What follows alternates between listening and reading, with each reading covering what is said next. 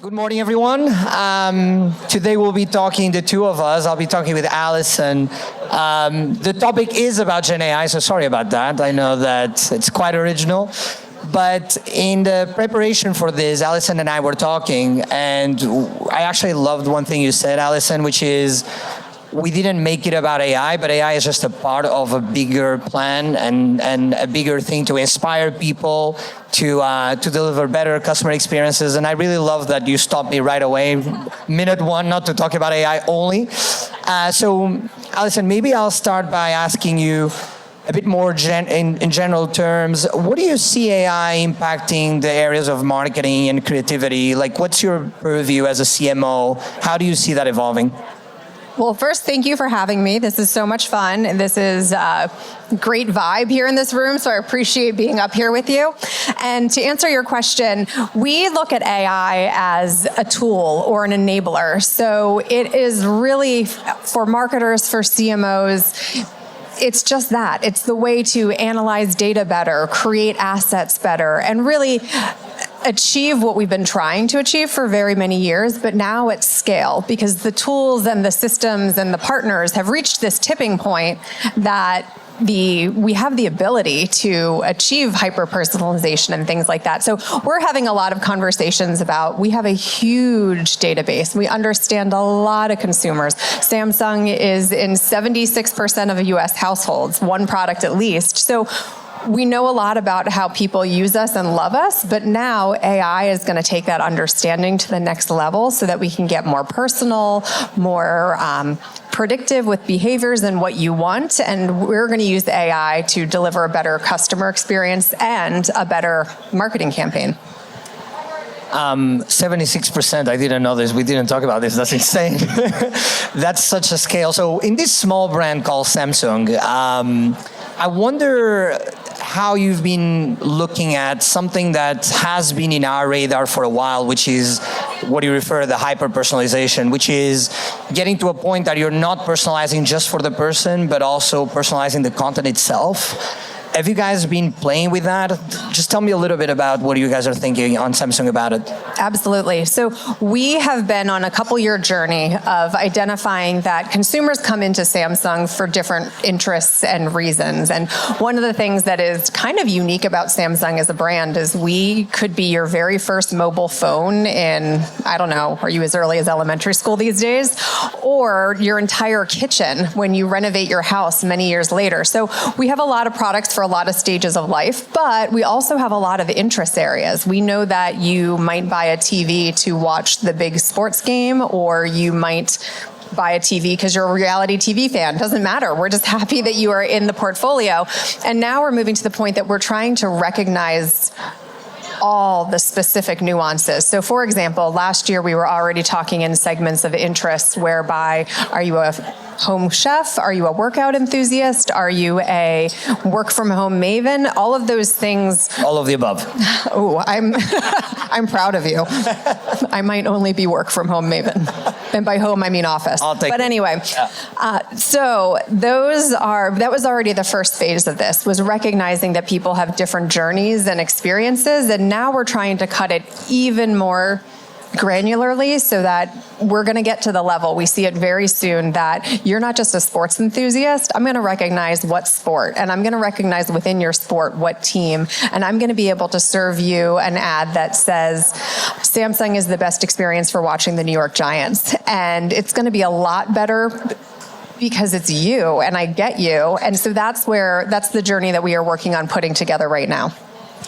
And it makes total sense. And the other thing you were telling me about was smart things, right? And I want you to explore a little bit that because I do feel on the AI world, the integration of experiences will be the key. I think the unique experiences will really be the ones that bring a bunch of events together. Can you tell me a bit more about that? Yes. Smart Things is our connected home ecosystem app that allows all of our products to talk together. And it's actually not Samsung specific. It is an open ecosystem, so you can connect devices from over 300 parts. So a fridge, anything connected in the kitchen, your laptop. Exactly. So on all of our Wi-Fi enabled connected devices, you can download and use, or if it's already there, use SmartThings to put your products together. And this enables new experiences and benefits that we would not otherwise have seen. So for example, there are accessibility benefits out of this. If you have low vision and you have a low vision setting on your phone,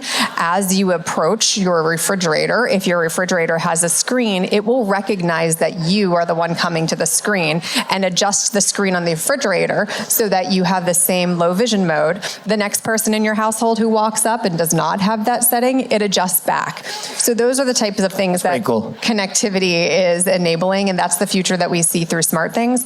And what we're trying to share with consumers and get out there is that the more you use and the more you connect, the better your experiences are going to be. Because that's just one example of very many that we are working through. And it's not just in your home. In businesses, we're talking with hotels about using SmartThings Pro, which is the enterprise version.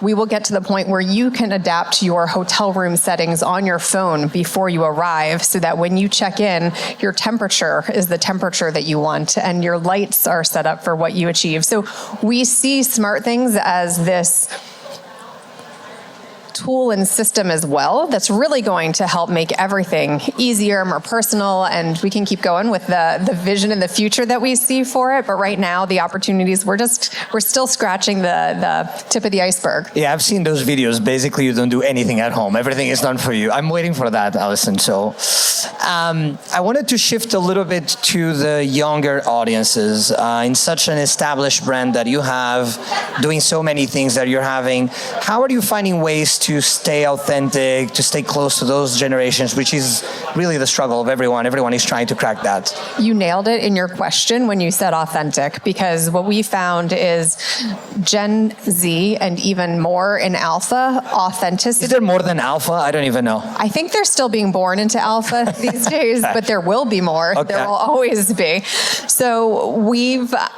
understood that they can smell brands a mile away. They reject inauthenticity immediately. Every generation, I'm proud of my kids because they're little alphas. They're just going to keep getting smarter than the rest of us before us. And so what we did is we said, let's lean into that authenticity and let's acknowledge that they have the best BS meters ever. And when we think about our sustainability messaging as an example, what we said is, they know what greenwashing is. We know they can see it. Let me just tell you how we're not doing it. So we've run a whole sustainability campaign on what greenwashing is and how Samsung is just telling you like it is. We have recycled materials in our products. We have solutions to help you save energy. We have all of this, but we're not going to beat around the bush. We're not going to make you think that it is bigger or different. We're just going to tell you what we do. And it's resonated really well. And that was kind of the start of a shift in how we were thinking about the younger generations and said... Was that easy to convince people at Samsung to change the way that, not specific to Samsung, but sometimes corporations have a hesitation of doing that, right? They think it's risky, or was it hard? I have to think when I say hard. I will tell you that we are a company that loves data. We love our research. Exactly. We make a very strong case because we've looked at it at every angle before we make a change. So the ideas are relatively vetted by the time they go into production. And excuse me, I think that the bigger thing that we've actually had to get heads around is that all of content should be more low res and more conversational, because I think we also have a heritage of being the biggest budget, the most polished, the most finished. And we've now shifted into, it's a volume game, and in the volume of content and conversation, it's actually appreciated that it is lower and faster. And so that was actually probably a bigger hurdle than convincing people authenticity is key. That's awesome. I can definitely see that in a big company that is used to big campaigns and very curated, very professional. It's harder to get there. I also wanted to talk. You told me about a few programs that you have for the youth and some of the philanthropy stuff that you guys are doing. Can you tell us a little bit about that? Yes, we discussed before we were prepping our Solve for Tomorrow program, which is one of the things we are absolutely the most proud of at Samsung. What Solve for Tomorrow is an annual STEM competition where middle school and high school students compete to solve a problem in their communities using STEM. That's it. That's the whole brief. And so go anywhere from there. But this year is the program's 15th year since conception, and we've also been looking back on how the entries have changed over the years. And it's been fascinating because 15 years ago, kids were going out into like the local streams to test pH levels in the water. And last year, one of the winners was an all-girls team from Princeton High School who built an AI chatbot to preserve indigenous languages. They built an AI chatbot. They did. These girls are brilliant. Okay, we're out of a job. So it's the alphas. Yes, the alphas. Actually, these girls might have been Z, more than but alphas. That's beside Yes, the point. Yes. What we found over the years is not only are these kids getting smarter and more incredible in their solutions and their problems, they're getting a lot more empathetic too. Like that one, the motivation was to preserve indigenous languages because a girl on their team, her family is Mayan, and that's not a language that they're using outside of her community anymore. Another one of our finalists was a team from Brandywine High School in Delaware, where they made accessible board games because they recognized that kids with disabilities may not have had the ability to play some of these games in the same level because of various different reasons. And so they wanted to invite their whole community from the school into the ability to play games together. And so that level of empathy, connection, awareness is amazing for kids. And they're working in AI. Like layer that on top. They're smarter. They're more aware. All of those things. So this is something to us that we're super proud of because we just do it because we want to invest in the future leaders and the future tech enthusiasts. And we've followed some of the kids over the years. The early classes are in their professional careers right now, and they've done amazing work. It's also awesome to see it applied to a human cause, which, these days we have a lot of discussion about AI and our role as humans. So it's good to see it that it can be used for good. I think I wanted to open the floor for any questions that if anyone has. I don't know how. Here you go. Thanks so much for the conversation. Love hearing about AI and personalization, and definitely very interested in smart things. I'm a huge Samsung lover. Can you talk a little bit, Allison, about data privacy and how smart things is what they're going to do with our data? Thank you. It's a great question. We take privacy so seriously at Samsung, and we do this in a couple of ways. One, the big data team sits within the marketing org because the reason we collect data is to use it for marketing purposes and to reach you more relevantly. That's the only reason we want it for, is so that you have a better experience with the products. So one, we look at it as a marketing tool. Two, on top of that, we are on every single regulation and quality, and this is a very much evolving space, so part of this team's role is to continuously understand what's changing and improve. But at the end of the day, what I think it comes back to is using it responsibly, because when you use data responsibly, what I really truly believe pays off to the consumer is a better end result. You will get a more relevant email, you will see a more relevant ad, and to me, the real reason to use data is so that if you're in market for a new kitchen and I'm in market for a laptop, we're not seeing each other's ads, because if I'm going off to college, I'm not buying a washer dryer. So it's, at the end of the day, it's just about driving relevance. And I really truly believe that one, we'll always do the right thing by following the rules and making sure our systems are on the top of their game in that space. But two, consumers will believe in it and see the payoff when they get the content that resonates and is right for them. Yeah, and I love the question because it was never as important as it is now, and it will probably be even more important in 5 or 10 years.